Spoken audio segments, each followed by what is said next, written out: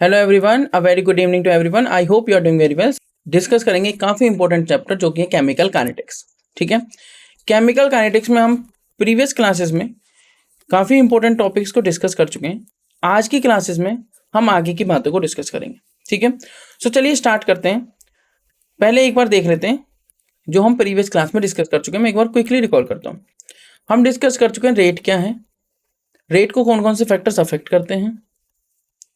ठीक है, कैसे हम किसी का रिएक्शन का रेट लिख सकते हैं, यूनिट क्या है रेट की, रेट कांस्टेंट की यूनिट क्या है और रेट कांस्टेंट क्या है।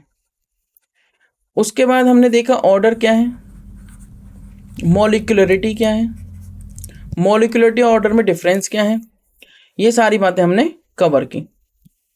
ऑर्डर क्या है, मॉलिक्यूलरिटी क्या है, मॉलिक्यूलरिटी और ऑर्डर में डिफरेंस क्या है। उसके अलावा हमने देखा है integrated rate law, zero order, first order के लिए। ठीक है, इन दोनों की हाफ लाइफ,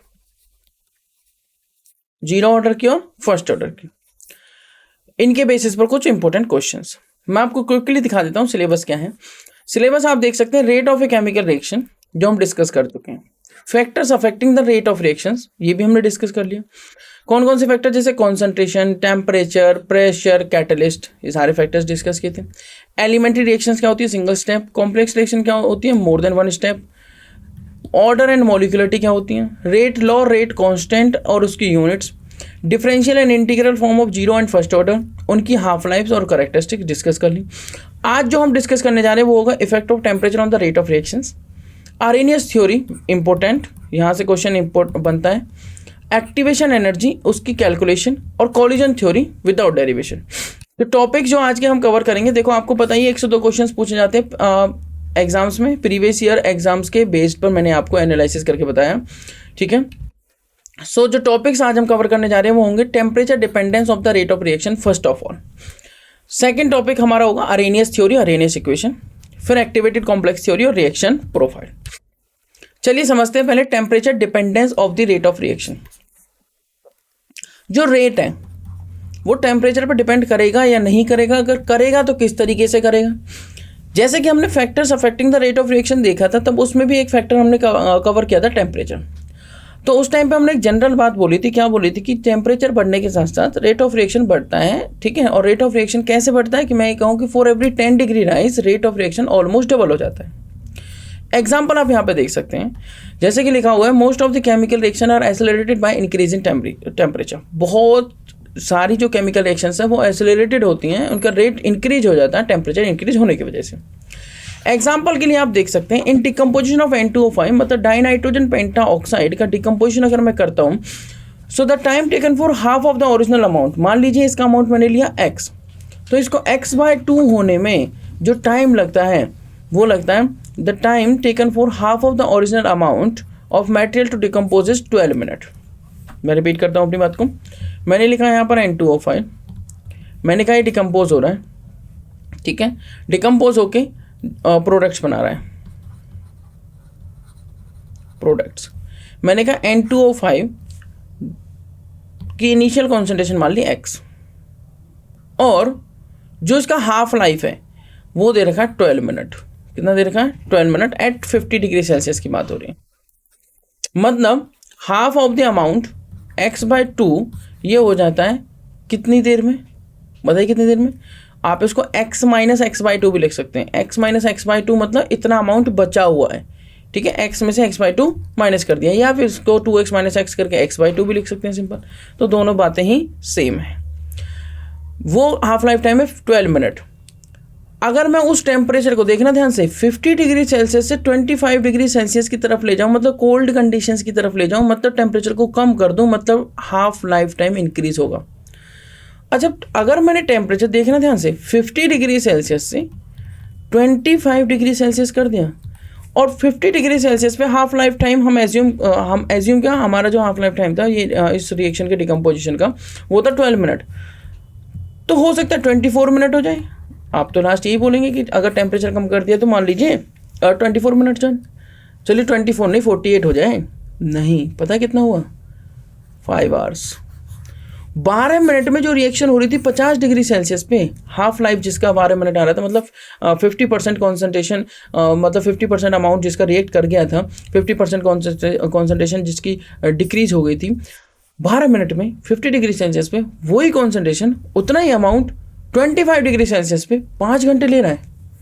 तो देखो आप टेम्परेचर इंक्रीज करने से टाइम में कितना कम हुआ, मतलब रिएक्शन कितनी तेज होने लगी है। ठीक है, अगर यही काम मैं 0 डिग्री सेल्सियस पर करूं तो इस रिएक्शन को, इस हाफ लाइफ को अटेन करने में, मतलब हाफ अमाउंट करने में N2O5 का 10 दिन लग जाएंगे, सिर्फ टेम्परेचर 25 डिग्री सेल्सियस कम करने से। इंटरेस्टिंग बात यह है कि आप टाइम देख के नहीं बता सकते कि हाफ लाइफ टाइम आया, हाफ लाइफ हुई है नहीं। हाफ लाइफ का मतलब half of the amount of the reactant has been reacted. अगर आप 10 लेके चल रहे हो, मान लीजिए 10 मोलर कंसंट्रेशन लेके चल रहे हो, तो उसको 5 मोलर होने में अगर मान लीजिए 10 मिनट्स लग रहे हैं, तो 5 मोलर से 2.5 मोलर होने में आप ये नहीं कह सकते कि फिर से 10 मिनट्स लगेंगे, नहीं, टाइमिंग डेफिनेटली डिफरेंट होगी।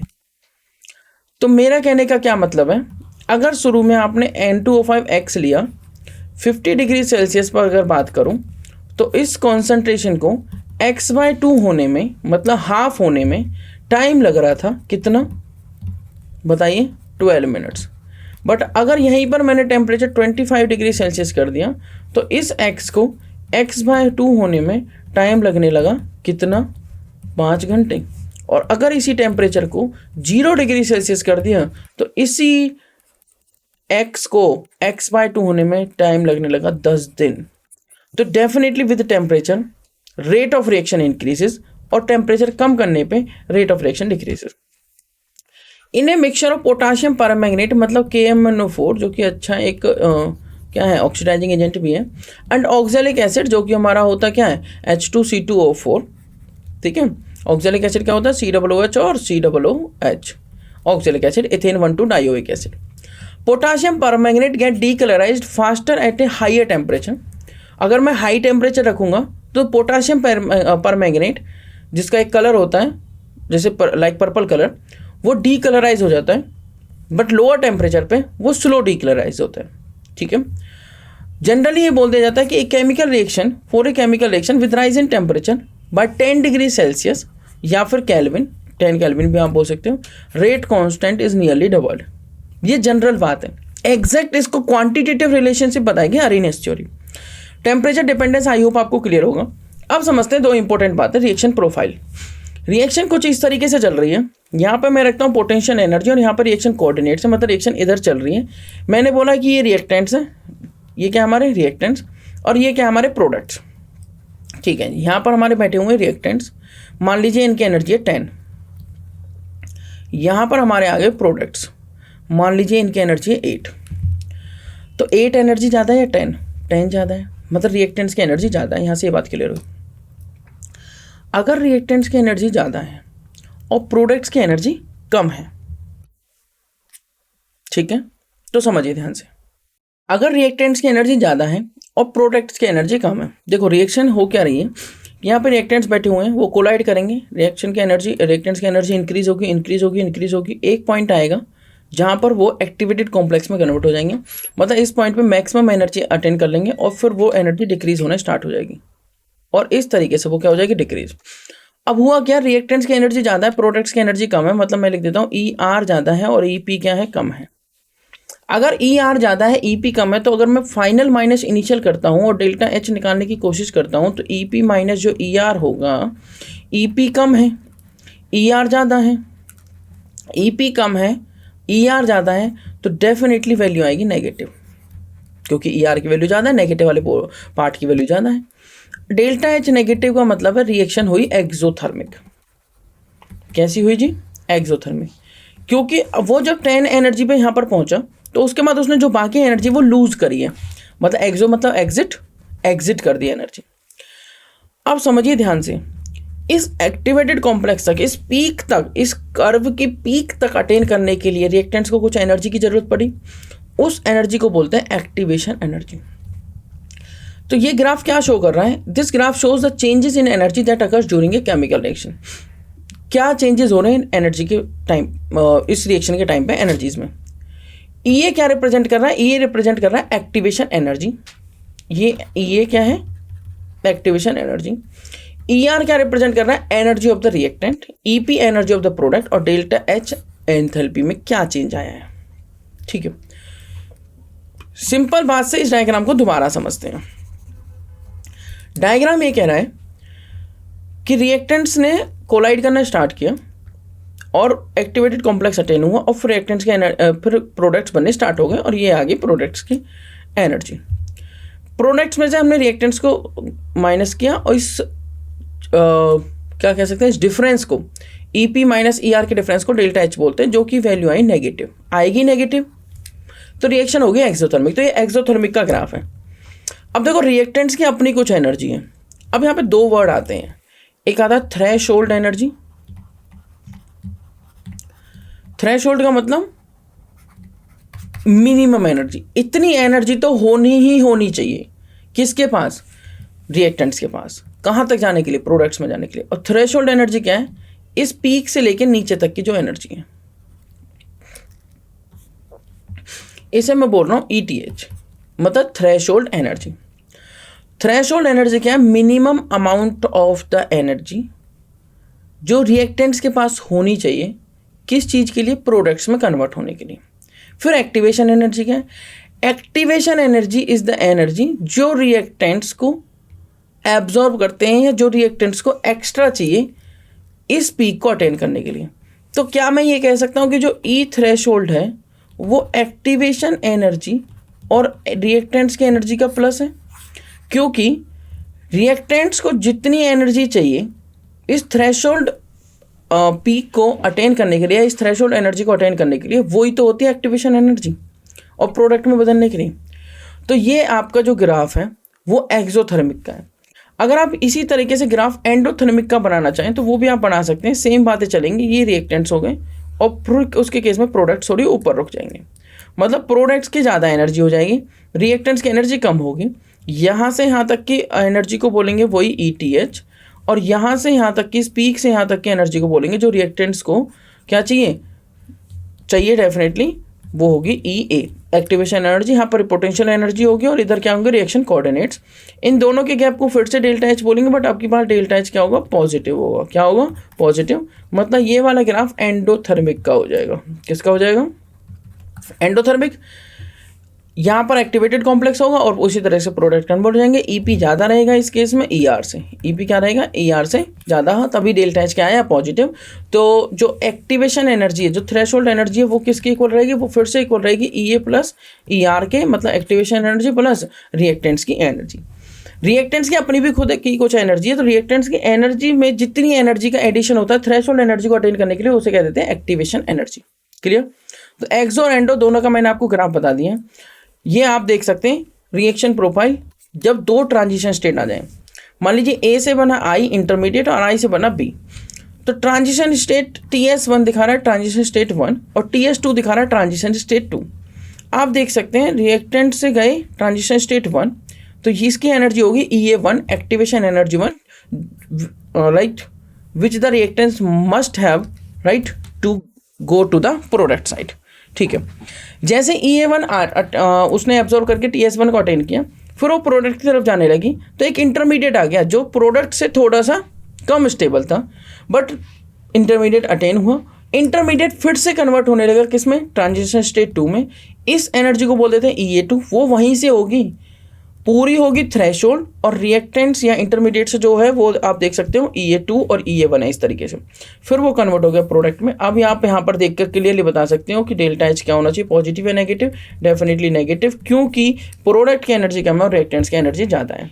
TS1 रिप्रेजेंट कर रहा है first transition state, TS2 represent कर रहा है second transition state, EA1 represent कर रहा है फर्स्ट ट्रांजिशन स्टेट को अटेन करने के लिए रिएक्टेंट्स के द्वारा ली गई एनर्जी, मतलब एक्टिवेशन एनर्जी 1, और EA2 रिप्रेजेंट कर रहा है उसी तरीके से activation energy 2, second activation energy. I hope यहाँ तक आपको एकदम से क्लियर होगी रिएक्शन किस तरीके से चल रही है। तो मूव करते हैं अपने नेक्स्ट इंपॉर्टेंट कॉन्सेप्ट पे, जो कि होगी अरेनियस थ्योरी।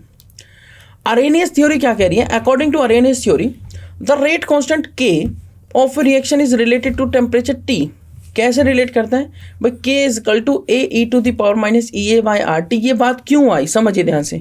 अभी हमने थोड़ी देर पहले पढ़ा temperature dependence, rate of the reaction पे कैसे, रेट ऑफ द रिएक्शन कैसे डिपेंड करती है टेम्परेचर पे। तो हमने जनरल बात बोल दी, for every 10 degree rise in temperature जो रेट ऑफ रिएक्शन है वो क्या हो जाता है? Almost double. अगर 10 डिग्री राइज करने पर temperature rate of reaction double हो रहा है, क्वांटिटेटिवली क्या बताएं? वो तो जनरल बात हो गई, कई बार हो जाता है कई बार नहीं होता है। कई बार 10 डिग्री राइज करने पर डबल हो जाता है, कई बार 1.5 भी इंक्रीज होता है।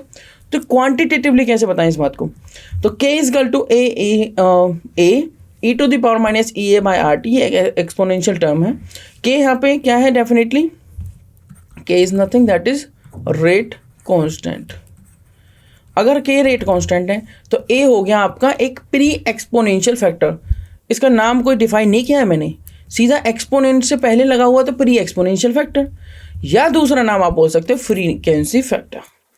आर तो डेफिनेटली गैस कांस्टेंट होता है जिसकी वैल्यू फिक्स होती है, आपको पता ही है, और टी टेम्परेचर है, और ई आपकी एक्टिवेशन एनर्जी। इसकी वैल्यू आप ले सकते हैं 0.0821 लीटर एटमॉस्फेयर पर केल्विन पर मोल, या फिर आप ले सकते हैं जूल में वैल्यू होंगी एनर्जी की तो जूल पर केल्विन पर मोल। ठीक है, चलिए जो ऐसा भी यूनिट कन्वर्जन देखें आप इसको कर सकते हो यूज। ई एक्टिवेशन एनर्जी, के रेट कांस्टेंट, ए आपका प्री एक्सपोनेंशियल फैक्टर, ई आपका एक्सपोनेंट है यहाँ पे स्मॉल ई, आर आपका डेफिनेटली गैस कांस्टेंट है, और टी यहाँ पे टेम्परेचर है। अरेनियस थ्योरी के ग्राफ को देख लेते हैं। अरेनियस थ्योरी क्या थी? अरेनियस थ्योरी थी कि k is equal to A e to the power minus E A by R T. फिर सीधा ग्राफ कैसे बना दिया? ग्राफ इस तरीके से बना दिया हमने। क्या किया? k is equal to A e to the power minus E A by R T के लॉग ले लिया दोनों side, take L N on both side, natural log लिया। जब हम दोनों साइड एल एन लेंगे तो L N K is equal to L N A और एल एन इंटू, देखो ध्यान से समझना, ये लिखा हुआ है, ये हो गया ए और ये हो गया बी। तो जब हम log a into log B का फॉर्मूला लगाते हैं, log a इंटू बी का, तो वो लगता है log a plus log b। जब हमने इसमें फॉर्मूला लगाया तो ये बना, हमने नेचुरल लॉग का यूज़ किया ln a plus ln e to the power minus E A by R T. क्योंकि इसका e बेस है तो e से e कैंसिल होकर यहाँ पे क्या आएगा, और इसमें क्या आ जाती है log में पावर आ गई, तो ln a minus E A upon R T. ln a minus E A upon R T ये आ चुका है। इसके बेस पे हमने ग्राफ बनाया कैसे? y equal to m x plus c का। y equal to m x plus c का जब हम ग्राफ बनाएंगे तो कुछ इस तरीके का ग्राफ आएगा, आप यहाँ पर देख सकते हैं। जो स्लोप है वो होगा आपका कितना?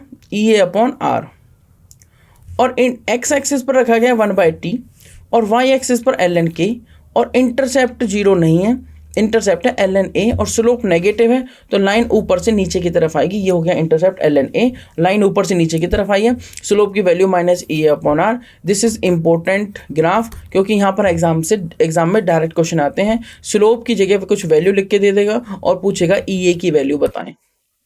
इंटरसेप्ट की जगह कुछ वैल्यू लिख के दे देगा, वो जगह ए की वैल्यू बताएं। तो एकदम से सिंपल क्वेश्चन है, बट आपको ग्राफ की सारी बातों के बारे में पता होना चाहिए कि कौन सी चीज़ कहाँ पे लिखनी है। क्या इसका इंटरसेप्ट होगा, क्या इसका स्लोप होगा, क्या वाई एक्सिस पर होगा, क्या एक्स एक्सिस पर होगा। क्लियर? चलिए मूव करेंगे नेक्स्ट बात पर। ये आपके अरेनियस थ्योरी के बारे में बातें हैं। तो y equal to m x plus c का यूज़ करके हमने इसका ग्राफ बनाया। एक्टिवेटेड कॉम्प्लेक्स थ्योरी क्या कहती हैं? आप यहाँ पर देख सकते हैं, मैंने लिखा फ्रैक्शन ऑफ मॉलिक्यूल्स और यहाँ पर काइनेटिक एनर्जी। एक मैंने बनाया टी पर और एक बनाया टी प्लस 10 पर, मतलब 10 डिग्री राइज कर दिया। ये जो एरिया है, this area shows fraction of molecules reacting at T, और ये जो एरिया है वो दिखा रहा है this area shows additional molecules which reacted T plus 10, मतलब टेम्परेचर बढ़ाने पे ज़्यादा मॉलिक्यूल्स रिएक्ट कर रहे हैं, और ये आपके एनर्जी ऑफ एक्टिवेशन है। तो एक फॉर्मूला आता है dn by N is equal to small m divided by 2 pi K B T की power half e to the power, पहले लिखना है minus M V square E to the power 2 K B T, K B क्या है? Boltzmann constant, और D B. ठीक है, ये फॉर्मूला किसका है? एक्टिवेटेड कॉम्प्लेक्स थ्योरी में। जहाँ पर जो dn बाई एन है वो है फ्रैक्शन ऑफ मॉलिक्यूल्स जो मूव कर रहे हैं वेलोसिटी v से v प्लस डी वी में। वेलोसिटी v से v प्लस dv में, ठीक है। तो ये फॉर्मूला आपको ध्यान रखना है, dn/n is equal to m upon 2 pi kbt, kb is Boltzmann constant की पावर हाफ, आप इसे अंडर रूट में भी लिख सकते हैं हाफ हटा के, e to the power minus mv square divided by 2 kbt into dv। Next जो बात आती है, फिर से अरेनियस थ्योरी पे वापस आते हैं। एक्टिवेटेड कॉम्प्लेक्स थ्योरी देखो ये बताती है, आप यहाँ पर देख सकते हैं कि पीक में जो मॉलिक्यूल्स हैं, जो पीक में मॉलिक्यूल्स है, फ्रैक्शन ऑफ मॉलिक्यूल्स, पीक में जो है जब एनर्जी कम कर रहे हो या एनर्जी ज़्यादा कर रहे हो, तो एक पॉइंट पर आने के बाद पीक आ चुका है, उससे ज़्यादा एनर्जी करने पे भी मॉलिक्यूल्स कम हो रहे हैं एक साथ वाले, और उससे कम एनर्जी करने पे भी मॉलिक्यूल कम हो रहे हैं। चलिए अरेनियस थ्योरी को 2 डिफरेंट टेम्परेचर पे कैलकुलेशन करते हैं। अरेनियस थ्योरी कहती है कि k is equal to exponential वाली फॉर्म जो इसकी है A to the power minus E upon R T. मैंने कहा दोनों साइड लॉग ले लो, ln लेना है, तो ये बना दिया हमने ln a minus E upon R T. अगर 2 डिफरेंट टेम्परेचर चाहिए तो 2 डिफरेंट एक्टिवेशन एनर्जी होंगी, मतलब T1 पे EA1 और T2 पर EA2। अगर 2 डिफरेंट एक्टिवेशन एनर्जी हैं तो आप क्या कर लिखेंगे, ln k1, 2 different rate constant होंगे, ln k1 is equal to minus EA upon R T1 plus ln A। अगर 2 डिफरेंट टेम्परेचर हैं तो 2 डिफरेंट रेट कांस्टेंट होंगे, एक्टिवेशन एनर्जी नहीं होंगी डिफरेंट, ठीक है। तो इस टाइप की मिस्टेक्स नहीं करनी है, ठीक है। मैं फिर से रिपीट करता हूँ, T1 पे K1 होगा और T2 पर K2 होगा, जिसमें हम दोनों की एक्टिवेशन एनर्जी यहाँ से यहाँ तक वाली जो है वो सेम ले रहे हैं। टेम्परेचर ही तो इंक्रीज किया है तो रेट कांस्टेंट इंक्रीज हो गया, रिएक्शन तेजी से तो होगी बट एक्टिवेशन एनर्जी तो अटेन ही करनी पड़ेगी, उसको तेजी से अटेन कर लेगी। समझिए ध्यान से, वो रिएक्टेंट्स उस एक्टिवेशन एनर्जी बैरियर को तेजी से अटेन कर लेंगे, फास्टली अटेन कर लेंगे, जल्दी अटेन कर लेंगे, समझ रहे हो। बट बैरियर तो उतना ही रहेगा, बैरियर में तो कमी नहीं आई। तो ln k1 is equal to minus EA upon RT1 plus ln A, उसको आप किसी भी तरीके से लिख लीजिए, वो पहले लिखा हुआ था ln k is equal to ln A minus EA upon RT। इस इक्वेशन में मैं वैल्यू पुट कर रहा हूँ, k1 की जगह k की जगह k1 और t की जगह t1। जब मैंने दूसरे टेम्परेचर T2 के लिए इक्वेशन लिखी तो ln k2 is equal to minus EA upon RT2 plus ln A। इसको मान लेते हैं इक्वेशन नंबर 1 और इसको मान लेते हैं इक्वेशन नंबर 2। अगर मैं आपसे कहूँ कि इक्वेशन 2 में से आप इक्वेशन 1 माइनस कर दो तो कैसे करेंगे, सिंपल से तरीके, सबट्रैक्टिंग बोथ इक्वेशन। चलिए मैं आपको करके दिखाता हूँ। आपने क्या किया, आपने किया ln k2 minus ln k1 is equal to, ये वाली टर्म लिखेंगे, लेफ्ट साइड को लेफ्ट साइड से, राइट साइड को राइट साइड से माइनस करेंगे, EA upon RT2 plus ln A। इसमें से माइनस करेंगे क्या चीज़, minus EA upon RT1 plus ln A। ln k2 by k1 बन जाएगा ये, क्योंकि ln A माइनस B लिखा हुआ है। क्या लिखा हुआ है, ln A माइनस B। तो ये बन गया ln k2 upon k1। ln k2 upon k1 is equal to minus EA upon RT2 plus ln A, और माइनस माइनस क्या हो जाएगा, प्लस EA अपॉन RT2, और ये वाला माइनस इसको क्या कर देगा, माइनस ln A। तो ln A से ln A कैंसिल, तो ln EA कॉमन ले लो, R कॉमन ले लो, यहाँ पे आएगा T1, ये बचा 1/T2 माइनस माइनस का 1/T2 प्लस का 1/T1। एलसीएम लेके भी लिख सकते हैं, ln k2 upon k1 EA upon R, इसको लिख सकता हूँ 1/T1 minus 1/T2।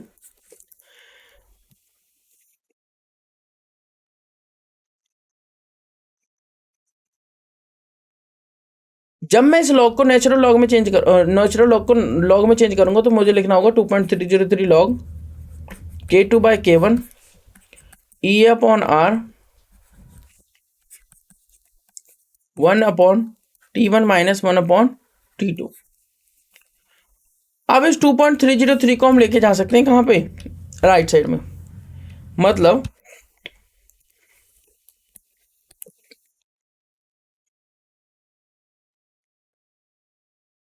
2.303 log K2 upon K1 EA upon 2.303 R into 1/T1 minus 1/T2। 2.303 अभी यहाँ पर नहीं आएगा क्योंकि मैंने लेफ्ट में रख रखा है। अब इसको इधर ले आते हैं तो ये बन जाएगा log K2 upon K1 is equal to EA upon 2.303 R into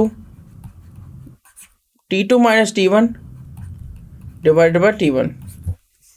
ठीक है, तो log K2 by K1, K2 क्या है, रेट कांस्टेंट सेकेंड टेम्परेचर पर मतलब T2 पर, और K1 क्या है, रेट कांस्टेंट T1 पर। EA is the activation energy, R is the gas constant, T1 is the first temperature, T2 is the second temperature.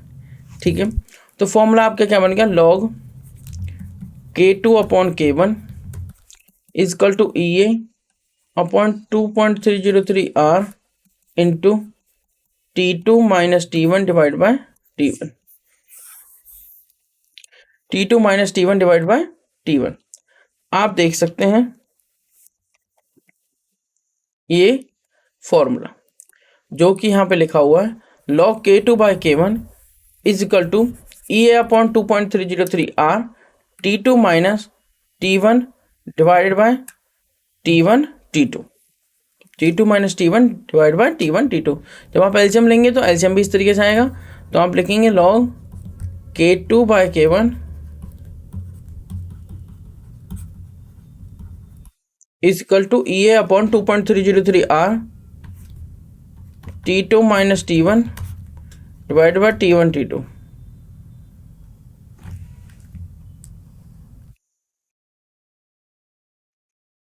T2 minus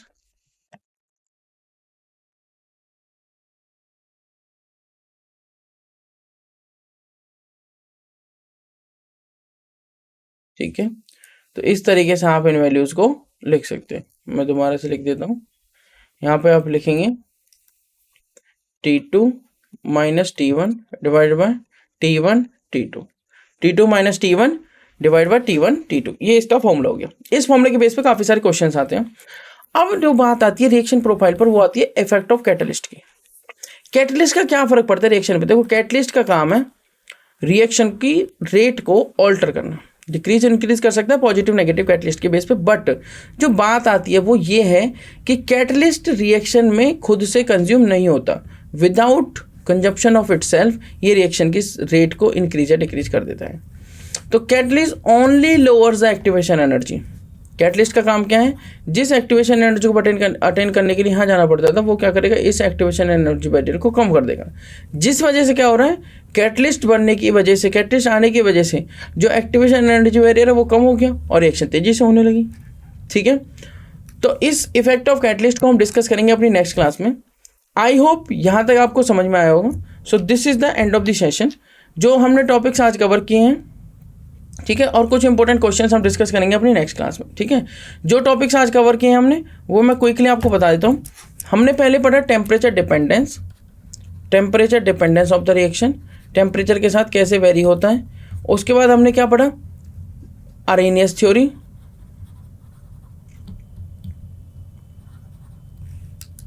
Arrhenius theory. ठीक है, Arrhenius theory के बाद reaction profile, exothermic endothermic, उसके बाद reaction profile,